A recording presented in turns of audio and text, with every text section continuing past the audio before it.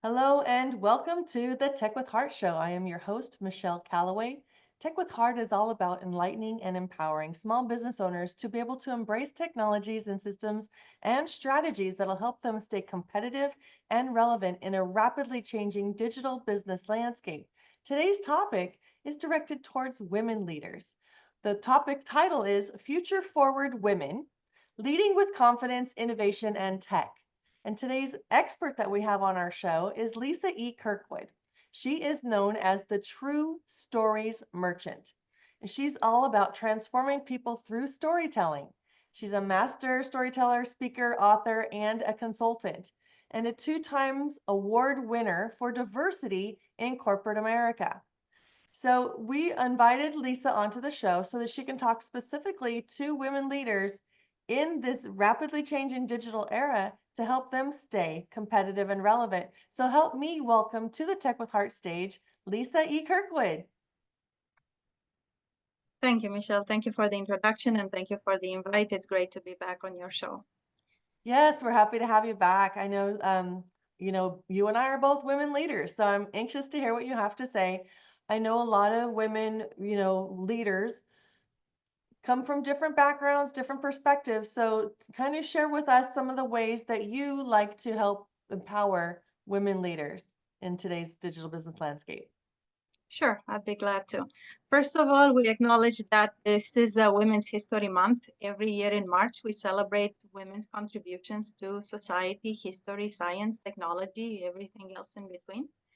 And even though women's contribution to humanity has been there since humanity itself, the Women's History Month and the International Women's Day have only started to be celebrated about 4 decades ago.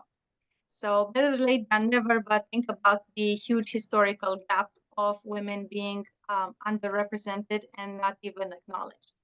So this is what we're trying to do in this day and age, try to rectify some historical wrongs and give women the role that they are supposed to be taking, which is leaders. Now, there is a misconception about women leaders that they have to be as assertive, as loud, as sometimes as toxic as their male counterparts. This is not how most women operate. If we are talking about leadership models, say, for example, in aristocracy, royalty, we have women, queens in history that had to follow a pre-established male model of ruling. And that was pretty much based on brute force. They have to be in charge of everything and everyone. But you can tell that a woman's reign, when she is doing things her own ways, is a bit different. I'm thinking Queen Elizabeth I, who is one of my personal idols. She came to power in a day and age dominated by male rulers, and she decided to redo the rules in her own image. What did she have that all women actually in leadership roles should have in order to make a difference? 3 things. We're talking about education. That's first. Second is ownership of finances. And third is social status, with or without being defined as a mother or wife. So Queen Elizabeth decided to not have any of those. So when it came to being defined as a person, she was defined as a queen, not as a wife, not as a mother. She decided to belong to herself and by extension to her people, focus on leadership and build a legacy the way she saw fit. So despite the historical colonialism, which we know that it brought a lot of injustice and a lot of abuse, we are looking at a queen's historical legacy. in terms of women's leadership. What happened during her reign? Um, the theater flourished, Elizabethan theater, William Shakespeare. English became a worldwide language due to trade and colonization. And the social economic status of England expanded way beyond its geographical boundaries. When she came to power, England was in one state, and when she left the world, um, aged and after decades of ruling, England was in a completely different state. So this is just one example, but you're talking about any woman who can be educated enough, in control of her finances, and um, choosing whether or not to be defined by parenthood or motherhood. Is she just a mother or wife, or is she an entity by herself? She makes her own decision over money, over time, over family, or lack thereof. So these are three important factors for modern women, and you will see that a lot in contemporary society. Some female cultural icons who have decided to break off with the traditional family structure in order to pursue their dreams and goals. So, yes, I agree. There are quite a few women breaking the traditional mold, and that's fantastic. But let's just say you're a women-owned business or a woman-led business here in this United States or even Canada. What kind of things do you suggest maybe that they can do to help them create more influence, to help people understand that they're fully capable even though they are women? Is there anything that you would speak to in that regard? Yes, I would relate again to a famous cultural icon, Taylor Swift. She reinvented single-handedly the rules of engagement in the music industry. And she made new rules, basically. She influenced and inspired a lot of young artists. She redid the streaming model to where she could retain a lot of the profits, and she is a self-made billionaire. She's young, she's in her 30s, she's not the mother, and she's educated and in full control of her finances. So yeah, these are the trailblazer women of the future. So it's okay to choose a role model to look up to and see what they do well and try to copy what they do to at least some extent. How many of us women are actually solopreneurs? We run our own businesses. We make our own agenda. We pick our own clients. We make our own schedule. So it's as simple as that. It doesn't mean to be like in control, quote unquote, because control is kind of a toxic notion if you think about it in many regards. Is being in charge of your own destiny, having a roadmap, knowing who you are and what you want to accomplish, and how you can help others accomplish great things as well. Because you see, we are role models, more or less, and people look up to us, especially after you reach, as a woman, you reach a certain age or a certain level of success. You motivate and inspire younger ones to follow in your footsteps. So, depending on the business that you're in, again, if you are on the path of entrepreneurship, this is different than being just on the path of parenting and nothing else. A stay-at-home mom will not have the social impact that the woman entrepreneur will have. Let's face it. There's nothing wrong with that. You know, some people have their own goals and own priorities. Some women are absolutely dedicated to their families and they don't want to sacrifice anything else for the sake of their family. And that's fine too. We are talking leadership, trailblazing, and the VIPs of the future. And I saw a statement a long time ago that says, well-behaved women rarely make history. You won't find Susie Homemaker at the forefront of big social changes unless we are in the 60s with the march of civil liberties, or 100 years ago women marching for their voting rights. That was like a general movement, and included pretty much all the social strata. But on an individual level, there's only so much impact and influence you can have unless you set your mind to do so. Yes, you can influence your family and their schedule and what they're going to have for dinner. But as far as contribution to society, you have to be a bit broader than that because society needs, wants, and expects more from women leaders than just a narrow pattern of social impact, the confinement of a family. I'm really so glad you brought up the idea of latching on to a few women mentors, women leaders, somebody who inspires you, somebody who's broke through those glass ceilings and they're off doing creating their own lane like Taylor Swift. I know some people love her, some people hate her. She creates tremendous influence for herself, and then she just says one thing, maybe a little political, and all of a sudden all these people just hate her because it's tough to get into the political arena. She only did so because she felt like she could not stay quiet about what was happening to women, with a certain, personality that was running back in the day. So anyway, I admire her because of the fact that she doesn't seem to let too much rattle her. That thick skin part is not something that women are like famous for. And I think that when you align yourself with other women that are also pushing constantly, to break barriers and to uh, create their own lane and not have a traditional fall into the traditional mold of what centuries of society have said women's place is. It's you feel a lot more empowered. For me, I pull from my faith. I believe that I was called to step into what I'm doing, so therefore no man is going to tell me that I shouldn't be here or shouldn't do that.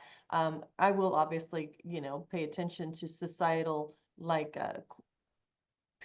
I guess not pressures, but the P's and the Q's. I'm going to try and make sure that I'm not just like hurting people along the way, stepping on them and climbing over them to get to the top. Like I've seen a lot of other ruthless, businessmen do. I've actually seen a few women do it as well, but that's not who I am. And that's not how I'm going to go for it. I just don't want any man to ever tell me that I shouldn't be here doing what I'm doing, because I don't see myself as necessarily a woman first in God's eyes. I am a child of God. So therefore I move forward doing what I'm called to do. And that's where I find my confidence. That's where I find my identity. And but everybody finds their identity in different places. So I love the idea of surround yourself with people that inspire you and are on the path towards greatness, and you will also ride that wave to greatness. So thank you for that, Lisa. I'm going to just revert back real quick to another thing that you had mentioned about this balance for women, because we are the child bearers of the world. If a woman entrepreneur chooses to have a family, what can you speak to around the idea of helping them find that balance between career pursuit and quality parenting? Oh, yeah, I can say a thing or two about quality parenting because I come from a broken family. My parents divorced when I was 6. And at that time, there was no such thing as entrepreneurship, but my mom had to focus on her job, and it was not easy to raise a child as a single parent while she still had to deal with expenses from the divorce, which was painful and pricey. So what I can tell, there is, thankfully, in this day and age, there is help for women. You can automate and delegate a lot of your tasks so you can actually focus personally on the well-being of the kids. And again, I cannot speak from a mother's perspective because I'm not one, but think about the virtual assistant, the workload that they can lift off your shoulders for a nominal fee if you hire and outsource from outside the US, for example. And the AI component technology, really, how many hours a day, say you have to create content or marketing for your business, how much of that can you save by using an AI tool? A lot. That being said, if you think about women as parents, it always helps in a sound and healthy family structure to have both parents involved with the education of children. Because if you only have the woman bearing all the burden, then it's going to be an uneven yoke, and it's going to take a toll either on the woman or on the kids or both. it's difficult to find that sweet spot of work-life balance, as they say in this day and age. You can try, and some women succeed. I was reading an interview one time about a Hollywood actress, celebrity, and there was an interview with her daughter, actually. Her mom had made history, but as a parent, quote unquote, she sucked, you know. She felt neglected. She was neglected. Her mom was pursuing fame and fortune. And that was like decades ago. Think about 60s and 70s. Women could not yet break off that mold that you have to be a parent and manage your career as best as you can. Nowadays, the choice is a lot clearer. Some women can basically make that big decision in their life, family or career. If you have to choose between the two, a lot of them make the choice that most sings to their heart. They want to be mothers and just focus on the family, and they can do that. If they want to be entrepreneurs and businesswomen and decision makers, they go with that. Now, the downside of being an independent woman, a lot of studies show that there's a lot of emotional void. You have the success, you have the money, you have the decision making, but because of the power that you've acquired as a woman, that keeps you how do I say, in some sort of a social isolation, because not all men are comfortable, or not many men are comfortable with that kind of acquired feminine power. And unless they can match it or support it, they feel distressed, distracted, and they step back. So there's a fine line on that. And there are studies and programs and social initiatives how to bridge that gender gap. But it is a real issue for a lot of powerful women. So I'll speak into that a little bit from what I heard. Everything you said was just so encouraging, right? You can accomplish it, but if you are somebody who really, really does want that career, and we mentioned earlier about hanging out with people that are also achieving great things, especially women, when you start networking in entrepreneur groups, if you happen to be a single mom, there is a good chance you're probably going to meet other entrepreneurs that are men that wouldn't potentially be intimidated by a woman stepping out and being a leader because they are also stepping out and being leaders. And so sometimes they actually find that quite appealing.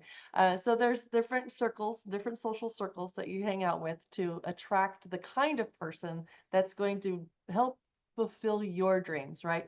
The goal here for women is to not settle and to potentially just be fueled to reach their dreams.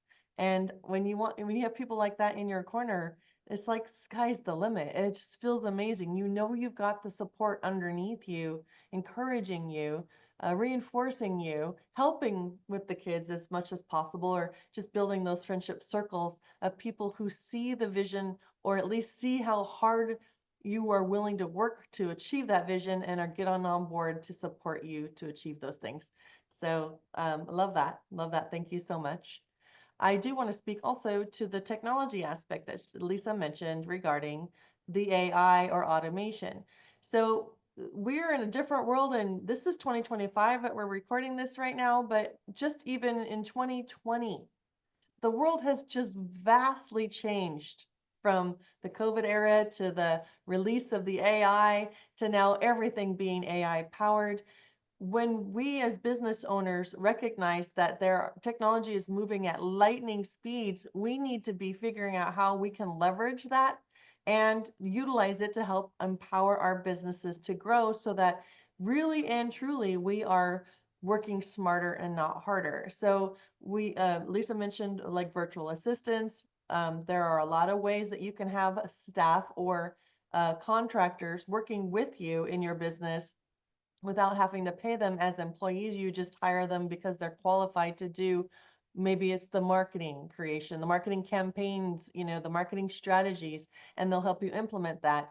It is nice to have those assistants. They can be coming into your business virtually, or they can be coming into your office if you have a brick and mortar office.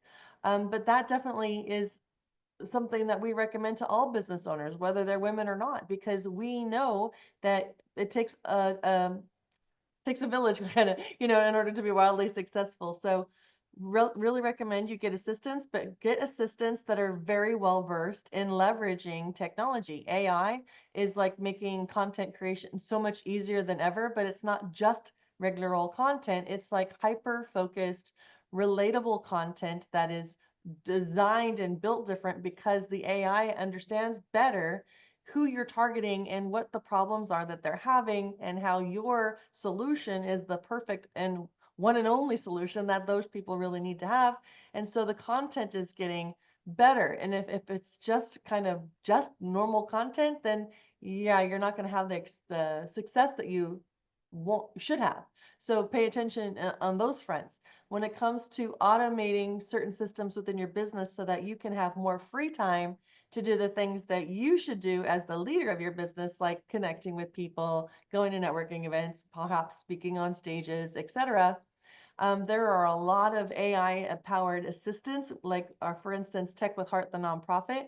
We love to enlighten our small business owners as to what technologies they can leverage and should leverage, but then we actually have teams to help implement those technologies so that you're not having to sit here and spend all your free time watching videos and tutorials on how to take advantage of the system that you just purchased for your business.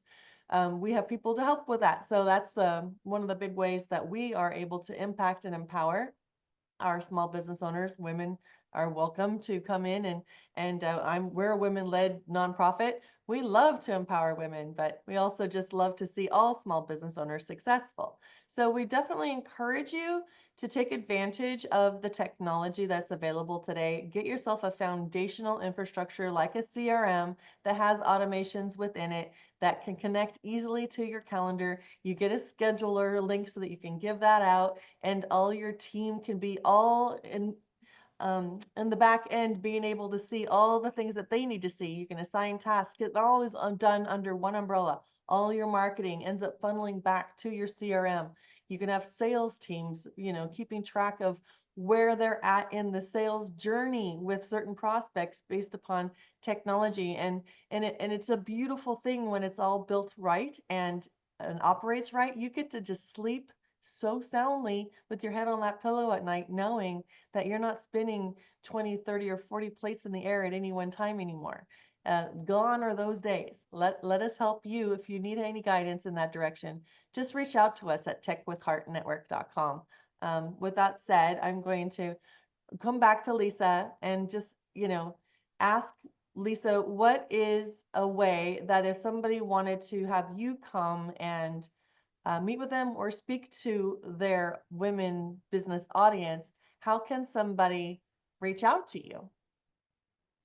I would say the best way is through my website, thetruestoriesmerchant.com. And yeah, I have my contact information there, email and phone number. I'll be glad to speak to your audience. I can cover a multitude of customized and customizable topics, ranging from diversity to women in leadership to even environment and spirituality. I have written a number of articles in magazines on a lot of these topics and themes that I'm passionate about. So yeah, I'd be glad to speak to your audience. TheTrueStoriesMerchants.com, www.thetruestoriesmerchants.com. thetruestoriesmerchant.com. So thank you, Lisa. And you can also reach Lisa on LinkedIn. You just have to, like, I think type in Lisa E. Kirkwood. Is that correct? Is the E helps to Yes, differentiate you? yes, that way that way people come straight to my page because there are other people with my same with the same name. Okay, so Lisa E. Kirkwood on LinkedIn, reach out to her if you'd like to have her or just even meet with her to discuss what you heard today. If you feel like you need to be enlightened or encouraged or empowered, again, Tech with Heart Network, we are a nonprofit organization so that we're here to help you feel like you're not on an island by yourself out here trying to create your own lane. But we are here to encourage you. We'll be your biggest cheerleaders, but we'll also empower you with any technologies.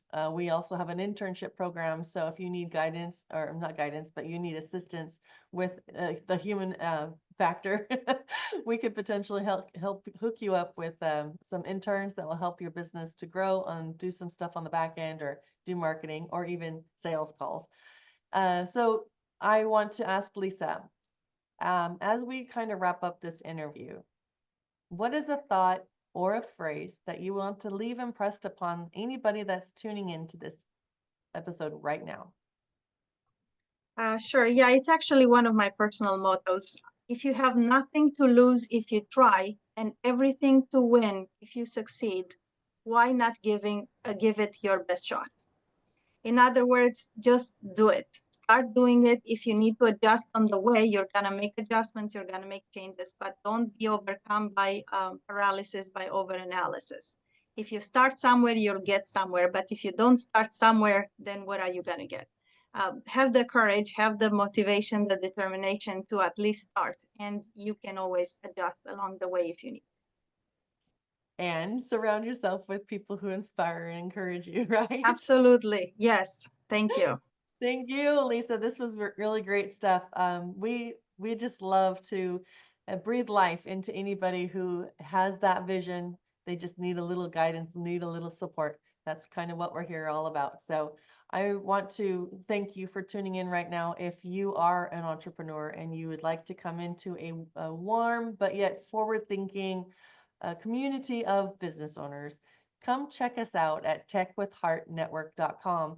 If you are just totally carving your own lane and you would like us to um, put you on to the show so that you can share with the world what you're up to and how what you're doing is impacting lives, we would love to have you as a guest on the Tech with Heart show. Again, just go to techwithheartnetwork.com, check us out, reach out, ask to be a guest on the show. We'll have that conversation and see if you're a great fit.